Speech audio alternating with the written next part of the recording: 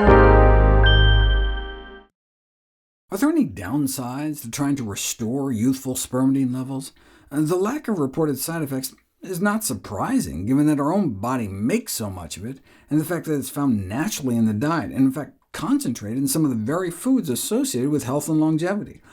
But is it safe for everyone? Up until 2018, there was said to be a darker side to spermidine, given its apparent toxicity to human cells in vitro. Culture cells with spermidine in a petri dish, and the spermidine undergoes enzymatic oxidation to produce free radical-generating breakdown products like hydrogen peroxide that damage the cells. But it turns out that's only because the researchers were bathing the cells in fetal calf serum, a slaughterhouse byproduct of the dairy industry commonly used as a cheap culture medium. Enzymes present in cow serum and goat and horse serum oxidize spermidine into toxic byproducts in the presence of human cells, but the enzymes in human serum did not. So spermidine shouldn't be a problem as long as you don't get a blood transfusion from Mr. Ed. There is at least a theoretical concern that spermidine could play a double-edged sword role in cancer patients. The quality control role of autophagy would be expected to prevent cancer, but once you already have it, the nutrient replenishment action could help sustain tumor viability. For this reason, patients with cancer are sometimes advised to avoid spermidine-rich foods. In fact, clinical trials are underway to evaluate the addition of autophagy inhibitors to chemo cocktails to fight cancer, like chloroquine and hydroxychloroquine. Remember those from COVID lore? Some have even speculated that the decline in spermidine levels as we age may be one way our body protects itself from cancer. OK, so that's all in theory. What does the data say? As I described before, epidemiologically, spermidine intake is associated with a lower risk of all major causes of death, including death from cancer.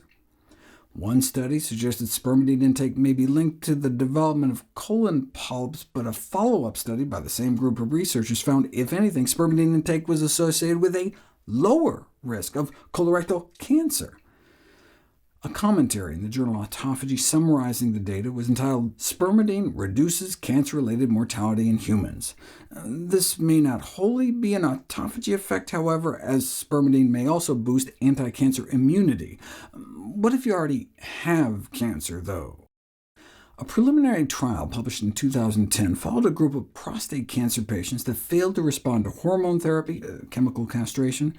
They were asked to clear their friendly flora with antibiotics, and then go on a low spermidine diet, along with reducing the intake of other polyamines, putrescine and spermine. The survival of those who complied was compared to those who refused, or simply couldn't, for example, those institutionalized in a setting that didn't allow special diets. Cancer survival in the polyamine-restricted group was twice that of the others, 36 months compared to 17 months on average. And those who started the diet earlier, within 9 months of treatment failure, died from their cancer later than those who waited, 44 months compared to 34 months. Because this was not a randomized trial, no concrete conclusions can be made. Those who couldn't or wouldn't comply may have just had worse cancers. Unfortunately, no further such studies have been published. Until we know more, cancer patients perhaps shouldn't go out of their way to increase their spermidine intake, but at the same time may not want to shy away from foods like soy and broccoli that have specifically been associated with improved survival after a cancer diagnosis. The other group I would advise caution for are those with kidney failure. They have elevated levels of the enzyme activity implicated in the calf serum toxicity, and subsequently higher accumulation of toxic spermidine byproducts like acrolein in their bloodstream. The only other potential adverse effect I could find was in that remarkable dementia treatment study. Compared to the control group, those in the spermidine group experienced a drop in vitamin B12 levels in their blood. If this is confirmed, B12 levels may have to be monitored and/or supplemented.